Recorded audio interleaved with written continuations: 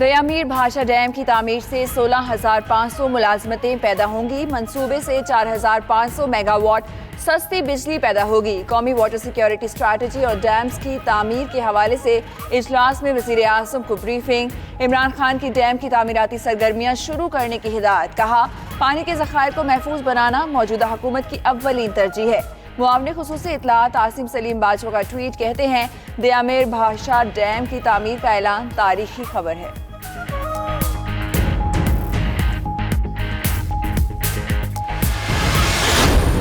छोटी मार्केट्स के बाद शहर इक़्तिदार में भी बड़े शॉपिंग मॉल्स खोलने की भी मशरूत इजाज़त। डिप्टी कमिश्नर इस्लामाबाद ने नोटिफिकेशन जारी कर दिया। बड़े तिजारती मराकज़ पीर से जुम्मा शाम 5 बजे तक खोले जा सकेंगे। उधर सिंध हुकूमत का मजीद 4 महकमों के दफातर खोलने का ऐलान। लॉकडाउन में नरमी के पहले रोज दुकानदारों और शहरियों ने SOPs की धज्जियां उड़ा दी। कई शहरों में कारोबार शाम 4 बजे बंद करने की पाबंदी की भी खिलाफ वर्जी।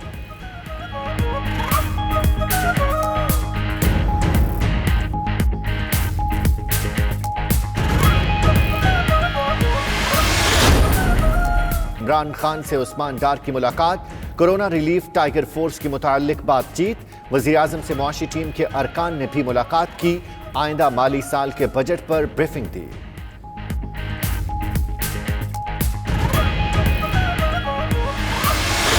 बिलावल भुट्टो की वफाकी हुकूमत पर तनकीद। कहा, मरकज सूबों की मदद कर रहा है, ना उन्हें खुद काम करने दे रहा है। बिलावल की वफाकी हुकूमत को ताउन की पेशकश। वज़ीर आज़म को बैटिंग लाइन पर नजरसानी का मशवरा। 18वीं तरमीम पर बहस का इंदिया भी दे दिया।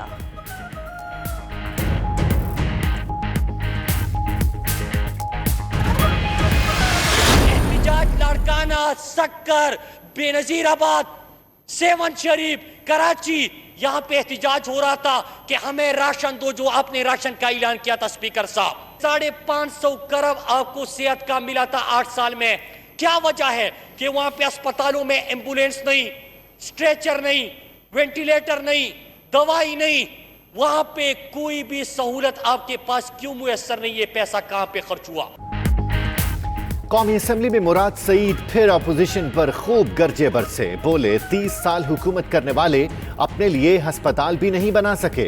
इमरान खान ने तारीख का सबसे बड़ा रिलीफ पैकेज दिया। सिंध हुकूमत ने राशन किसको दिया? 5.5 खरब रुपए कहां खर्च किए? वहां एम्बुलेंस और दवा तक तो मुयस्सर नहीं। अपोजिशन अरकान मुराद सईद की तकरीर से पहले ही ऐवान से चले गए।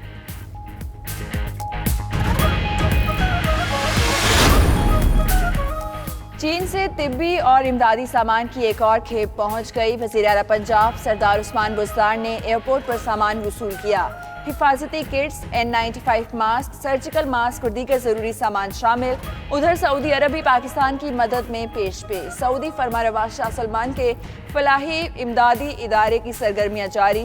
पंजाब के 10 अजला 22,000 मुस्तहिक खानदानों में राशन की तकसीम।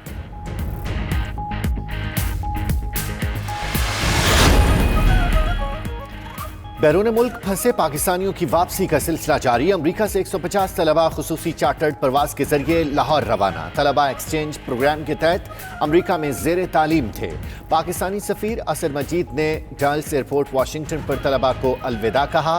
तालिब इल्मों की महफूज वतन वापसी के इंतजामात पर अमरीकी हुकूमत से इजहार तशक्कुर।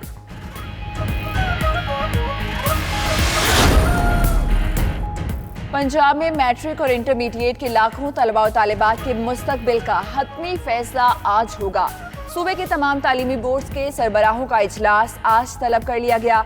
वज़ीर हायर एजुकेशन की ज़ेर सदारत इजलास में तलबा की बगैर इम्तिहान प्रमोशन के तरीकाकार की मंजूरी दी जाएगी।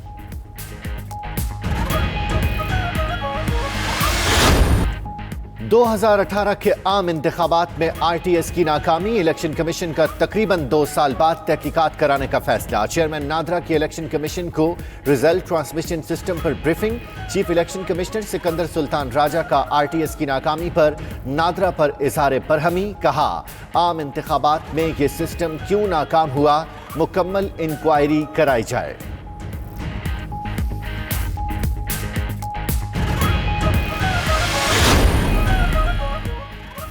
मुल्क के मुख्तलिफ इलाकों में तेज हवाओं के साथ बारिश, गर्मी की शिद्दत कम हो गई। पेशावर, मुल्तान, गुजरात, हफ्साबाद, मंडी बहाउद्दीन, कोटली, मीरपुर और दीगर शहरों में बादल खूब बरसे। ओकाड़ा, दीपालपुर, मंचनाबाद, हजरा शाह मुकीम, आरिफ वाला में भी रिमझिम बारिश के बायस मुख्तलिफ इलाकों में बिजली की फराहमी का निजाम दरहम बरहम हो गया।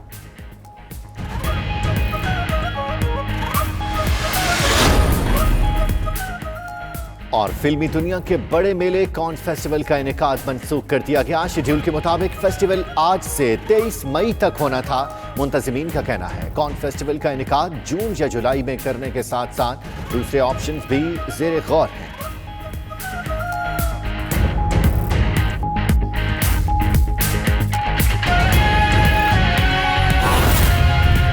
एसओपी सेट तो कर दी गई हैं, लेकिन एसओपीज ऐसी हैं कि वो ब्लैंकेट एसओपी सेट कर दी गई हैं कि सबको बता दिया गया है कि उसने मास्क पहनने हैं या उसने हैंड सैनिटाइज करने हैं या उसने जो है एक डिस्टेंस रखना है। लेकिन उसके साथ साथ मैं समझता हूं कि जिस तरह सारी इंडस्ट्रीज खुली हैं, मार्केट्स खुली हैं, दुकानें खुली हैं, अलग अलग कारोबारी मामला शुरू हुए हैं, तो एसओपीज जो हैं वो उनके हिसाब से ही होनी चाहिए।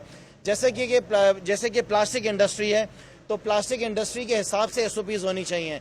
अगर कंस्ट्रक्शन इंडस्ट्री को खोला गया है तो वो एसओपीज जो है वो कंस्ट्रक्शन इंडस्ट्री के हिसाब से होनी चाहिए।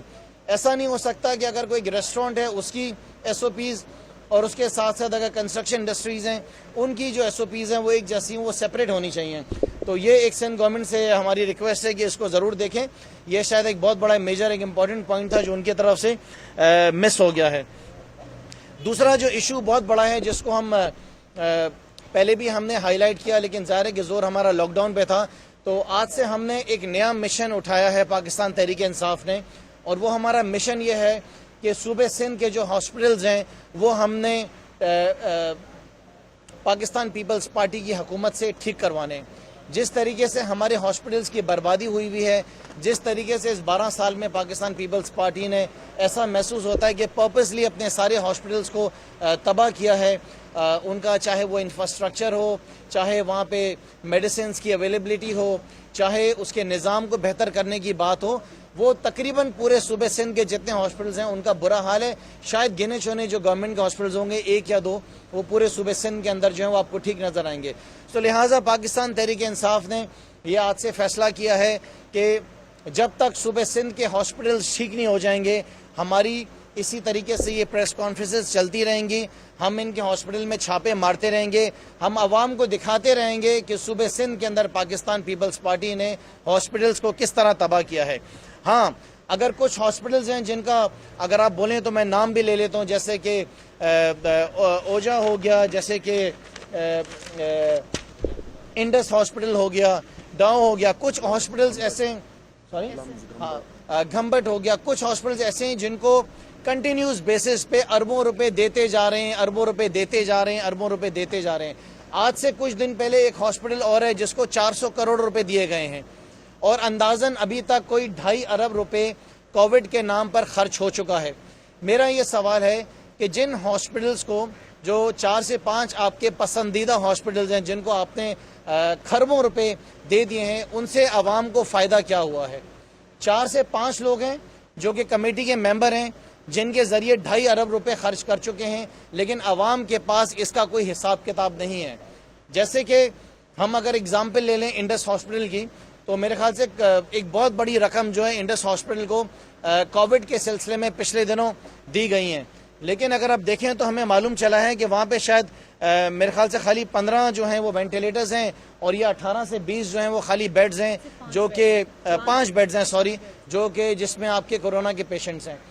तो हम ये जानना चाहते हैं कि आपने आज तक 12 साल में अपनी तैयारी करी क्या? इन 5 हॉस्पिटल्स को आप पैसा देते गए, आप एनजीओस को पैसा देते गए, आपने अपने जो गवर्नमेंट के हॉस्पिटल्स थे आपने उनको ठीक करने की कोशिश बिल्कुल भी नहीं करी। हालांकि हमने ये देखा कि वो तबाही की तरफ जाते गए।